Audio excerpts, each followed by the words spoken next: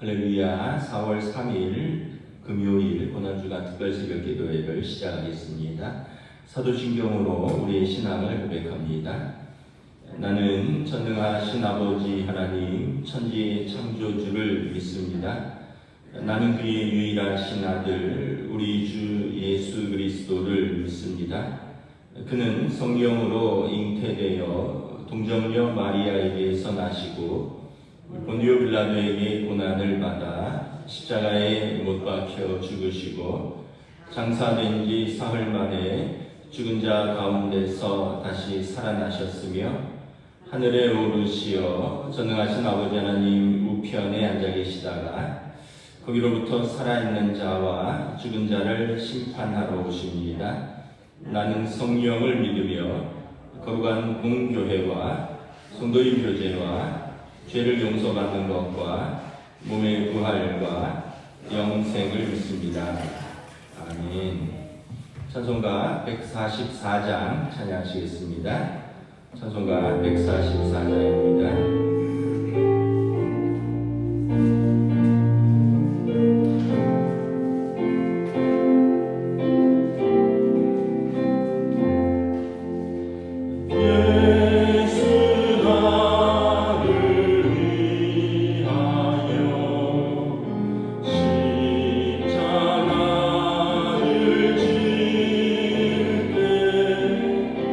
세상 죄를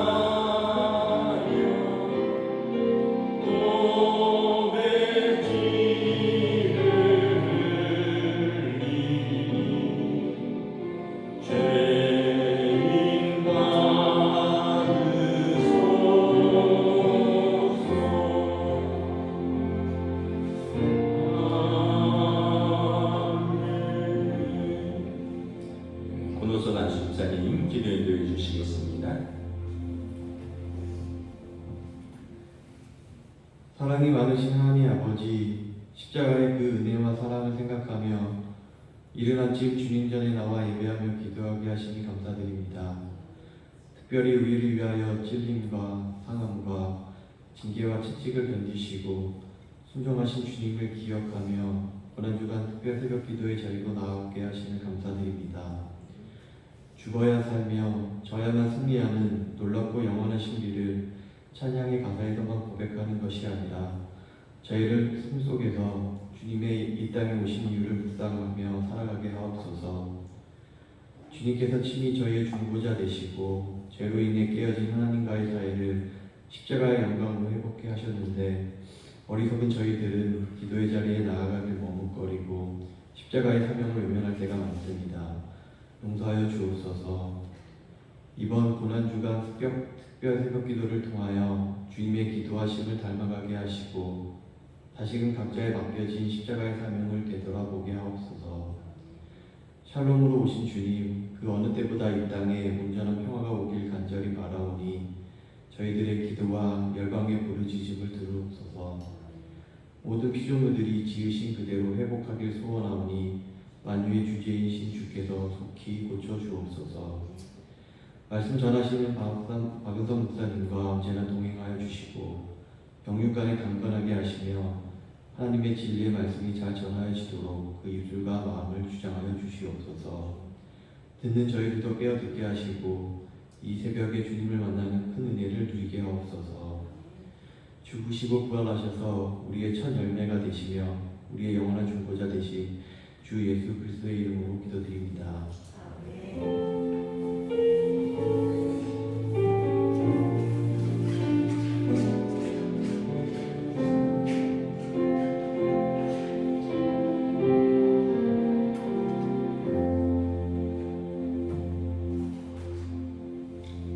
오늘 우리에게 주신 하나님 말씀은 마태복음 26장 26절에서 36절에서 46절까지 말씀입니다. 마태복음 26장 36절에서 46절까지 말씀 저와 여러분들이 한 절씩 교도하도록 하겠습니다. 이에 예수께서 제자들과 함께 겟세마네라 하는 곳에 이르러 제자들에게 이르시되 내가 저기 가서 기도할 동안에 너희는 여기 앉아 있으라 하시고 베드로와 세베대의 두 아들을 데리고 가실새 고민하고 슬퍼하사 이 말씀하시되 내 마음이 매우 고민하여 죽게 되었으니 너희는 여기 머물러 나와 함께 깨어 있으라 하시고 좀 나아서 얼굴을 땅에 대시고 엎드려 기도하여 이르시되 내 아버지여 만일 할만하시거든 이 잔을 내게서 지나가게 하옵소서. 그러나 나의 원대로 마시옵고 아버지의 원대로 하옵소서 하시고 제자들에게 오사 그 자는 것을 보시고 베드로에게 말씀하시되 너희가 나와 함께 한 시간도 이렇게 깨어 있을 수 없더냐. 시험에 들지 않게 깨어 기도하라. 마음에는 어리로되 육신이 약하리라 하시고 다시 두 번째 나아가 기도하여 이르시되 내 아버지여 만일 내가 마시지 않고는 이 잔이 내게서 지나갈 수 없거든 아버지의 원대로 되기를 원하나이다 하시고 다시 보시니 그들이 자니 이는 그들의 눈이 피곤함이더라.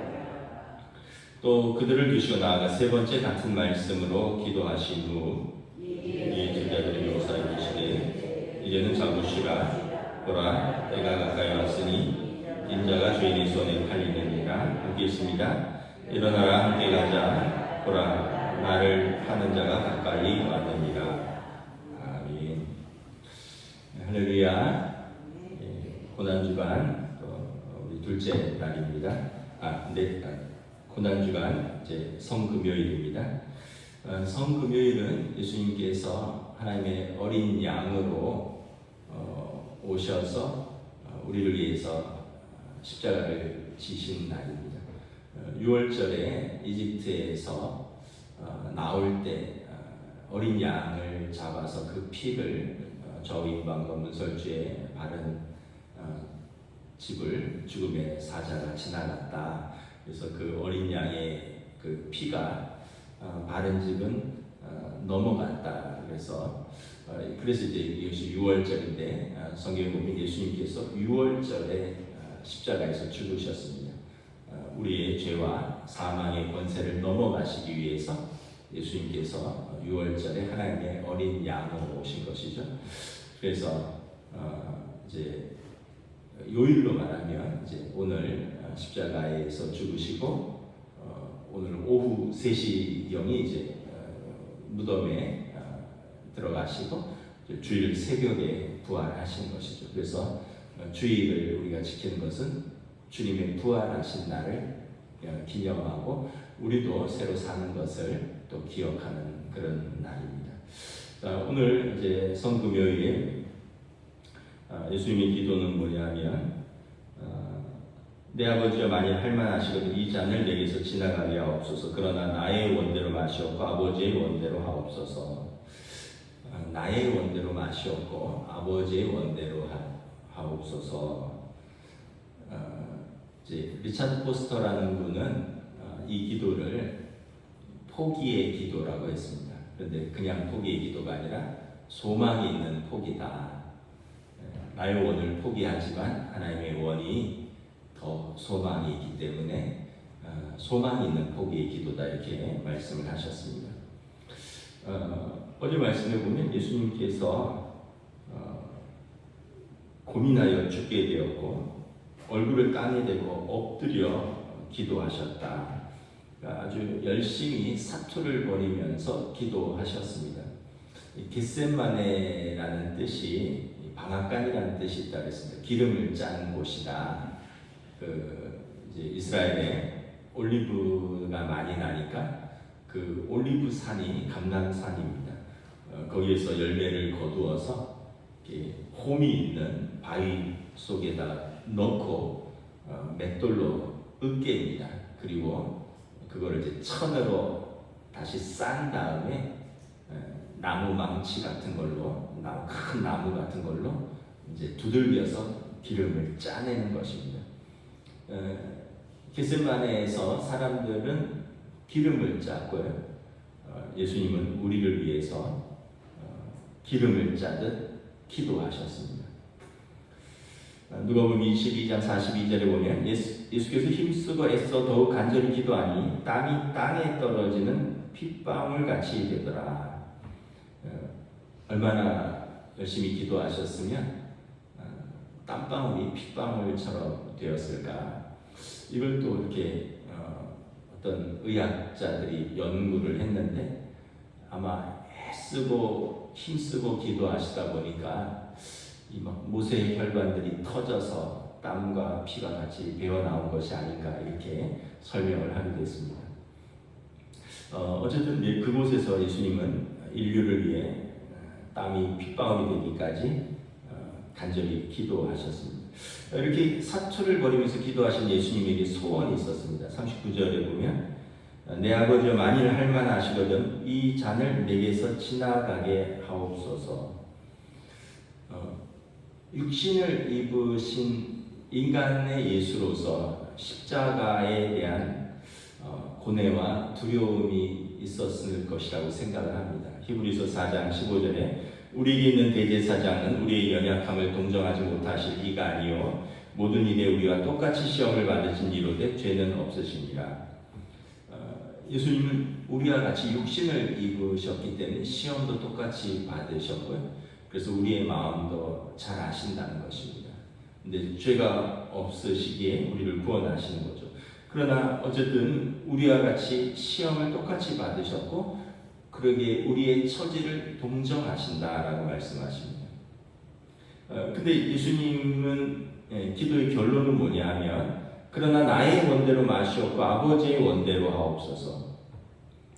예수님께서도 기도하시면서 갈등을 겪었습니다. 그리고 예수님께서도 자유의지와 선택권이 있었지만 그럼에도 불구하고 자신의 뜻을 아버지의 뜻에 굴복하시기로 결정하셨습니다. 우리가 기도하다 보면 이렇게 갈등이 많이 생깁니다. 내 뜻이 분명히 있는데 기도를 하면 할수록 내 뜻보다는 다른 방향으로 가는 것 같아요. 그러면 이제 갈등이 생기고 또 어떤 선택을 해야 되는가? 우리는 하나님께서 우리를 자유의지가 있는 인격적인 존재로 지으셨기 때문에 우리 거기서 기도를 멈출 수도 있고요. 또 기도의 방향과 반대로 선택할 수도 있습니다. 그러나 예수님은 자신의 뜻을 아버지의 뜻에 굴복하기로 선택하셨습니다. 이것이 우리의 기도와 예수님의 기도의 차이점이 아닌가. 우리의 기도는 그렇잖아요. 하나님 내 뜻이 이러합니다. 부디 이루어주세요. 꼭 이루어주세요. 저도 그렇고 여러분들도 그런 기도를 많이 했을 것입니다. 진짜 어떤 특정한 문제가 있고요. 아주 큰 고난이 있으면 진짜 거기에 깊이 몰입하게 됩니다. 하나님 이거 꼭 해결해 주셔야 됩니다. 막 그렇게 돼요. 내 뜻이 너무 커요. 근데 예수님의 기도는 내 뜻이 있어서 기도하지만 내 원대로 맛이 없고 아버지의 원대로 되기를 원하나이다. 그러니까 내 뜻과 하나님의 뜻이 충돌한다면 하나님 아버지의 뜻을 받아들이겠습니다. 라는 고백인 것입니다. 그래서 우리가 예수님 따라 기도하기 전에 예수님의 기도를 통해서 배워야 할 것은 나의 뜻, 나의 방법, 나의 원이 있지만 나의 원함이 있지만 우리는 더 높은 권위에 복종해야 된다. 이것을 우리가 배우는 것입니다. 기도가 무엇일까? 기도가 어떤 내가 기도하는 것만 이루어진다면 이것은 우상에게 절하는 것과 다를 바 없다라고 종교개혁자 존 칼빈이 이야기했습니다. 하나님과의 관계 형성이 이루어지지 않고 내가 기도하는 것만 관철시켜서 내 기도대로 하나님께서 이루어 주시는 것 여기에만 관심이 있다면 우상에게 가서 절하고 비는 것과 무슨 차이가 있느냐라는 거예요. 기도를 통해서 내 뜻도 하나님께 올려드리지만 하나님과의 관계 형성이 더 중요하다라고 말을 합니다. 하늘 아버지께서는 어린이들이 어려운 근심 걱정이 있을 때마다 부모의 보호 아래로 달려가 피난처를 얻는 것 같이 우리도 어려운 일이 있을 때마다 그를 찾으라고 역설하신다. 그럼에도 불구하고 기도를 순전히 실용주의적 도구로서 사용하려는 유혹에 대하여 조심하여야 한다. 그러니까 기도하는 목적이 그냥 내 뜻만 이루어지면 됩니다. 이러면 우상 숭배와 큰 차이가 없다는 거예요. 그 과정 속에서 하나님과의 관계 형성이 사실은 기도다라는 것입니다. 기도의 출발점은 우리의 필요지만 기도의 종착역은 하나님과의 관계성이라는 것입니다. 필요와 간구만 있고 필요와 간구만 있고 존재와의 관계가 없다면 우상 숭배랑 무슨 차이가 있느냐라는 것입니다. 마틴 부버라는 분은 나와 그것이라는 이야기를 했습니다. 나와 너 사이에 인격적인 관계가 없다면 나와 그것으로 끝나고 만다라는 것입니다. 우리 사이에는 어떤 인격적인 관계가 있어야지 인격적인 관계가 빠지면 나와 그것으로 머물고 마는 것입니다. 비인격적인 것밖에 남지 않는 것입니다. 여러분 자녀들이 부모에게 무엇을 요청을 합니다. 근데 부모와의 관계는 소홀하고 부모에게 필요한 것만 요청을 한다면 이게 정상적이고 인격적인 부모-자식 관계냐라는 거예요. 평소에는 부모와의 관계가 거의 없어요. 근데 무슨 일만 터지면 도와달라고 하는 거예요.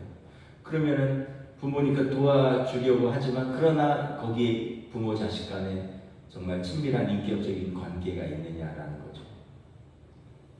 근데 그러함에도 불구하고 그걸 통해서 관계가 개선이 되죠. 그 문제를 도와주다 보니까 또 그 문제를 우리 대속의 기도 얘기했잖아요. 우리가 주님을 닮아갈 수 있는 대속의 기도를 누군가를 위해서 하기가 쉽지 않은데 자녀를 위해서는 우리가 기꺼이 대속의 기도, 그의 근심과 슬픔을 가져오잖아요. 그래서 그 문제에 우리가 함께 참여하면서 자녀는 부모의 사랑을 알게 되고 부모는 자녀의 아픔을 알게 되고 그래서 그 문제가 비록 해결이 안 돼도 해결이 되면 제일 좋지만 해결이 안 돼도 관계가 남는 것입니다. 이전보다 관계가 깊어지는 것이죠. 기도가 그런 거라는 거예요. 처음에는 자기 필요가 있어서 우리가 하나님께 나옵니다. 그리고 내 뜻이 이렇습니다라고 막 울고불고 매어 달리고 하나님과의 기도 속에서 갈등도 있지만, 그러나 나중에 보면 하나님의 선하신 뜻이 이루어지고 하나님과 기도자와의 깊은 관계가 남는다는 것입니다. 그래서 매튜엘이라는 분은 기도는 하나님을 움직이거나 강요하는 것이 아니라 우리 자신을 움직이고 우리 자신을 강요하는 것이다. 그래서 기도의 참 의미는 욕구 실현이 아니라 나 자신과 하나님과의 관계 형성에 초점이 있다라는 거예요. 사실 우리의 원이 있는데 그게 반드시 또 선하다고만 장담할 수 없어요. 부모 입장에서 그렇잖아요. 자녀의 소원이 있어요. 근데 그게 꼭 이루어지는 게 자녀 입장에서는 그게 최선이지만 부모가 인생을 더 살고 더 많은 경험이 있고 또 자녀를 사랑하는 마음에서 볼 때 그게 꼭 이루어지는 게 자녀에게 최선인가 다를 수 있거든요. 왜냐하면 부모는 뜻이 더 크고 넓고 깊고 그렇잖아요. 사랑이. 마찬가지라는 거예요. 우리 기도에서 하나님 이게 이루어져야 됩니다 라고 내가 간절히 원하지만 하나님 입장에서 볼 때 하나님의 뜻은 더 크고 넓고 깊고, 그래서 우리의 뜻이 반드시 이루어지는 것이 우리에게 최선인가, 하나님은 더 넓고 더 길게 보시는 것이죠. 그래서 기도는 관계 형성이라고 해요. 당면한 문제를 해결하기 위해서 나왔지만 그 문제와 씨름을 하면서 하나님 아버지와의 관계가 깊어지는 것이다. 그래서 기도의 목적은 기도를 통해서 우리가 변화되는 것입니다. 제임스 프레트라는 분이 기도의 두 가지를 이야기했습니다. 첫째는 청원과 응답의 효과고 두 번째는 하나님과의 관계 형성의 효과이다. 청원과 응답, 나는 원하고 하나님은 응답하시기를 원합니다. 이거를 제가 자주 표현하는 자기 몰두라, 제 표현이 아니라 이게 기도 용어입니다. 자기 몰두라는 기도의 주관적 표현입니다. 청원과 응답, 나는 기도하고 하나님은 응답해 주시기를 원합니다. 그러다가 하나님과의 관계 형성으로 아까보다 문제를 넘어서서 나를 사랑하시는 그분과의 더 깊은 관계로 나아가는 것, 이게 기도 용어로 자기 초월입니다. 그리고 객관적 기도입니다. 자기 몰두 주관적 기도는 뭐냐면 기도에서 내 소원과 필요만을 간구합니다. 처음에 우리 자신이 당연히 기도의 중심이고 주제입니다. 기도를 통해서 우리 자신이 원하는 것을 듣고 싶은 것을, 우리 자신이 원하는 것을 보고 원하는 것을 듣고 싶은 것이 하나님의 뜻이라고 생각하면서 듣기를 원합니다. 내 뜻이 하나님의 뜻이 되기를 원합니다. 이렇게 생각을 해요. 근데 이거를 잘못 생각하면 기도를 통해서 하나님을 수단의 한 방법으로 여기는 수가 있습니다. 근데 이 기도의 처음 단계는 다 이렇습니다. 기도는 우리의 필요 또 청원과 응답으로 나오기 때문에, 그러나 이제 기도가 깊어지면 자기 초월로 객관적 기도로 나아가면 놀랍고 신비하게도 기도의 무게중심이 이렇게 천천히 옮겨지는 것을 바라봅니다. 이 문제를 통해서 하나님의 뜻은 무엇인가를 우리가 관심을 가지게 됩니다. 그래서 그분의 존재를 믿고 그분의 선하심을 믿고 그분의 뜻에 내가 순종하기를 원합니다. 이 기도가 천천히 움직이는 것을 보게 됩니다. 그냥 포기가 아니에요. 아니, 안 되면 할 수 없지 뭐 이게 아니라 분명히 하나님을 내가 사랑하고 그 하나님이 나를 사랑하시고 그분은 선하신 분이시기 때문에 나에 대한 그분의 뜻이 내가 생각하는 뜻보다 더 크고 선하시니 내가 그분을 믿는 것입니다. 그래서 기도를 통해서 마음의 변화와 생각의 전환이 이루어지는 것입니다. 그래서 처음에 기도 중에 자신의 뜻과 하나님의 뜻이 충돌을 빚으면 자기 몰두에서 그쳐버리면 모순과 갈등을 극복하지 못하고 자기 암시적인 결론에 이를 수 있습니다. 하나님 뭐 그래? 하나님 날 사랑하시지 않아? 그래서 그냥 하나님이 이렇다, 하나님이 저렇다, 나는 그냥 이렇게 내가 하나님을 판단하고 심할 때는 하나님과의 단절이 일어나기도 합니다. 나 그런 하나님 나는 못 믿겠다. 왜냐하면 이 자기 몰두에 그쳐버리는 것입니다. 모순과 갈등을 넘어서지 못하는 거죠. 그러나 자기 초월로 넘어가면 기도 중에 모순과 충돌이 일어날 때 일시적인 혼란을 겪을 수 있지만 기도 자체가 그분을 추구하고 있기 때문에 결과적으로 우리의 기도가 건강하게 통합되고 그분과의 단절된 관계가 다시 회복되는 역동적인 힘 안으로 들어가는 것을 깨닫게 되는 것입니다. 뭐 좀 이게 이제 좀 말이 좀 어렵지만 뭐 관계가 통합되고 깨어진 관계가 회복되고 뭐 역동적인 뭐 이런 뭐 말은 어렵지만 쉽게 얘기하면 하나님이 나를 사랑하시기 때문에 내 뜻이 이루어지지 않아도 하나님을 나는 신뢰할 수 있어. 하나님은 나를 절대 버리시는 분이 아니야. 그래서 나는 하나님을 신뢰하고 하나님의 뜻에 나는 순종할 거야. 이렇게 기도가 바뀐다는 것입니다. 그래서 기도가 깊어질수록 기도에 성숙한 사람일수록 자기 몰두의 기도에서 자기 초월의 기도로 이제 넘어가는 것을 깨닫습니다. 기도의 선순환이 있고 기도의 악순환이 있어요. 기도의 악순환은 뭐냐면 자기 몰두에서 끝나버리는 거예요. 내 뜻이 이루어지면 아이 좋아라 하는데 내 뜻이 안 이루어지면 뭐 이러다 기도를 그만두게 돼요. 그리고 또 문제가 생기면 또 잠깐 기도하다가 또 뭐 이래. 계속 기도가 악순환이 반복되는 거예요. 더 나아가지 못하는 거예요. 기도의 선순환은 자기 몰두에서 자기 초월로까지 넘어가기 때문에 내 뜻이 이루어지지 않지만 하나님의 뜻이 더 선하다는 것을 인정하고 그리고 기도의 과정을 통해서 이걸 확신하고 나아가서 그것을 내 삶에서 경험하고 다음에 또 어떤 문제가 생기면 그것을 경험했기 때문에 다시 기도의 자리로 나아가는 거죠. 갈등 속에서 악순환은 계속 그만두는 것이고 갈등 속에서 선순환은 그러함에도 불구하고 진정한 기도의 응답을 받았기 때문에 계속 기도의 자리로 나아가는 것입니다.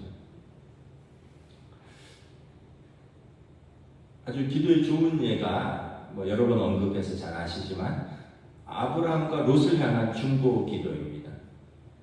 하나님께서 아브라함에게 하시려는 뜻이 무엇인가?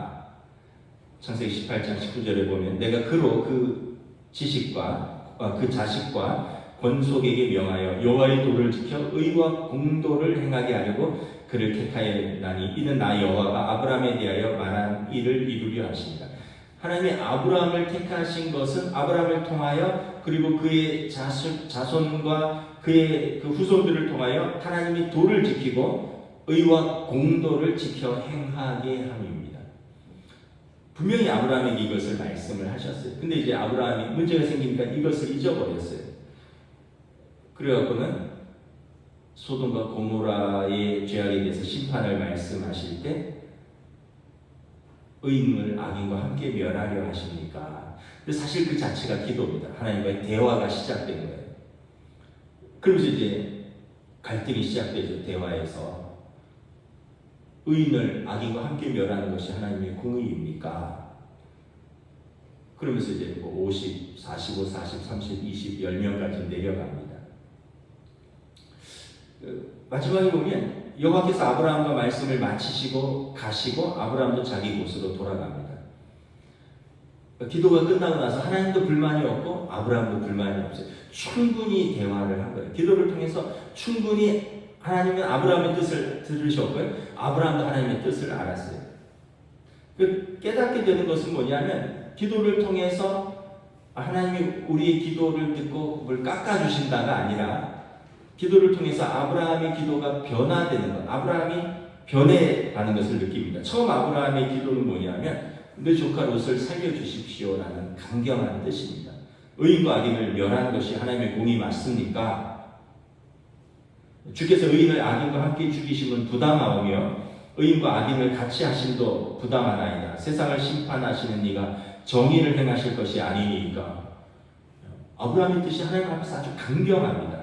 근데 기도하면서 아브라함이 깨닫는 것은 뭐냐면 조카 롯의 생사보다 하나님의 의와 공도가 더 중요하다는 것을 깨닫습니다. 하나님께서 내게 말씀하신 것, 나와 내 자식과 그 권속을 통하여 하나님의 뜻이 이루어지며 하나님의 의와 공도가 이루어지는 것을 그것을 위해서 아브라함을 부르셨기 때문에 아브라함의 기도 속에서 하나님의 의와 공도가 더 중요하다. 그리고 나서는 의 10명에서는 더 이상 말하지 않습니다. 더 이상 내 뜻이 어쨌든 롯을 살려달라가 아니라 이제는 기도의 결과를 하나님께 맡기고 자기 곳으로 돌아가는 것입니다. 누가복음 1장에도 보면 마리아의 수태고지 본문이 나옵니다. 여기도 기도에 대해서 아주 갈등이 있을 때 중요한 본문입니다. 여러분 기도하실 때 이런 본문을 좀 잘 묵상하면서 나의 뜻과 하나님의 뜻이 충돌할 때 어떻게 기도해야 되는가를 좀 생각하시면 좋을 것 같아요. 천사 가브리엘이 어느 날 요셉과 약혼한 마리아에게 임합니다. 여러분 천사가 왜 임하겠어요? 기도할 때 임하는 거예요. 마리아가 기도 중에 하나님의 사자가 마리아에게 하나님의 뜻을 신탁해서 전하는 것이죠. 천사가 이르되 마리아야 무서워하지 말라. 내가 하나님께 은혜를 입었으니 보라 내가 잉태하여 아들을 낳으리니 그 이름을 예수라 하라. 마리아가 딱 거절합니다. 나는 남자를 알지 못하니 어찌 이 일이 있겠습니까? 마리아는 천사의 제안을 거절합니다. 천사가 설득을 합니다. 세 가지를 설득합니다. 첫째, 성령이 내게 임하실 것이다. 지극히 높으신 이의 능력이 너를 덮으실 것이다. 그래서 내게 잉태할 자는 하나님의 아들이라. 둘째, 내 친족 엘리사벳도 나이 많아서 잉태하지 못한다는 자가 벌써 6개월째이지 않느냐. 셋째, 하나님의 모든 말씀은 능치 못하심이 없느니라. 마리아의 순종이 이어집니다. 주의 여정이여니 말씀대로 내게 이루어집니다. 이에 천사가 떠나가니라. 기도가 끝나고 천사도 마리아도 이제 서로 불만이 없어요. 천사도 마리아의 기도를 충분히 들었습니다. 마리아도 자기 뜻을 충분히 전달했습니다. 처음 마리아의 뜻은 거절이죠. 나에게 약혼한 요셉이 있다. 내가 요셉과의 관계가 없는데 어떻게 아이가 태어나느냐? 있을 수도 없고 있어서도 안 된다. 나는 이런 일이 나에게 있을 수 없다. 기도하면서 물론 이제 천사의 설득이 있지만 마리아가 깨닫는 것은 뭐냐면 내 뜻이 아무리 중요해도 나를 통해서 하나님의 아들이 오셔서 하실 일이 있다면 그것이 더 중요하다는 것입니다. 그래서 주의 여종이오니 말씀대로 이루어지이다. 순종하겠다라는 것입니다. 우리가 만일 마리아가 끝까지 거절했다면 어떻게 되었을까? 그러면 여기에는 분명한 대답이 있습니다. 마리아를 계속 설득하는 게 아니라 순종하는 다른 여인을 통해서 예수님이 오셨을 것이다. 이것이 여러분 신학자들과 영성학자들의 공통적인 답변입니다. 마리아가 끝까지 거절하면 그를 통해서 오실 수 없어요. 순종하는 다른 여인을 통해서 오셨을 것이다. 마리아가 자기의 뜻과 하나님의 뜻을 통합시키는 것을 볼 수 있는 것이죠.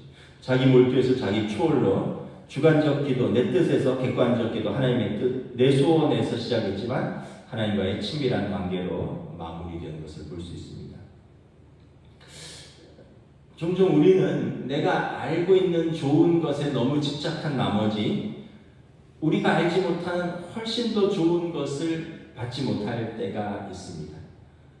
어린 아이들이 그렇잖아요. 당장 눈에 보이는 거 그거 먹어야 되고 그거 가져야 되는데 사실은 조금 더 기다려서 더 좋은 것을 주려고 하는 부모의 뜻을 알지 못할 때가 있어요.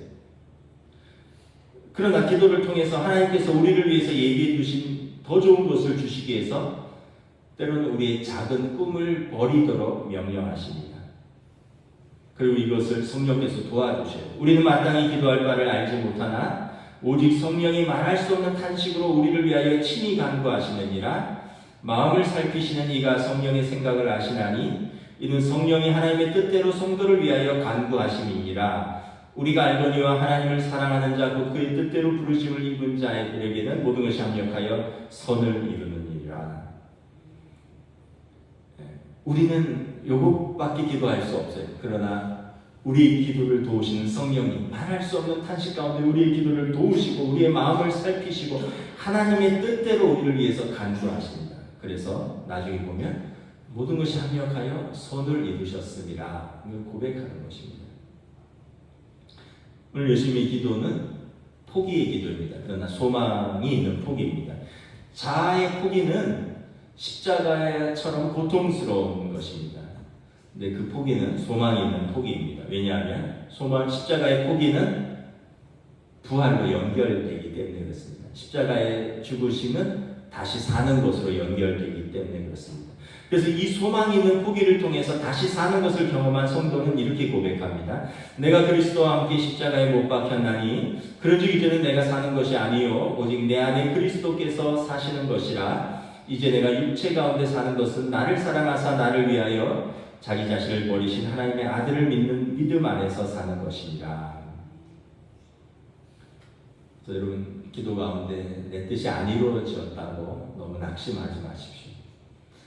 여러분, 그렇잖아요. 여러분, 다 우리가 자녀 키우는데 아이들 뜻이 이루어지기를 원하는데 그 안 이루어졌다고 그래서 죽을 일도 아니고 또 그렇다고 해서 관계가 깨질 것도 없고, 그러나 그 씨름하는 과정을 통해서 그 사랑의 관계는 계속 깊어져 가거든요. 우리의 소망이 있는 포기를 통해서 나의 욕구 실현이 아니라 우리와 하나님 아버지와의 사랑의 관계가 깊어지는 것, 이것이 결국은 기도의 목적입니다. 예수님께서 이 기도를 보여주셨습니다. 기도하겠습니다.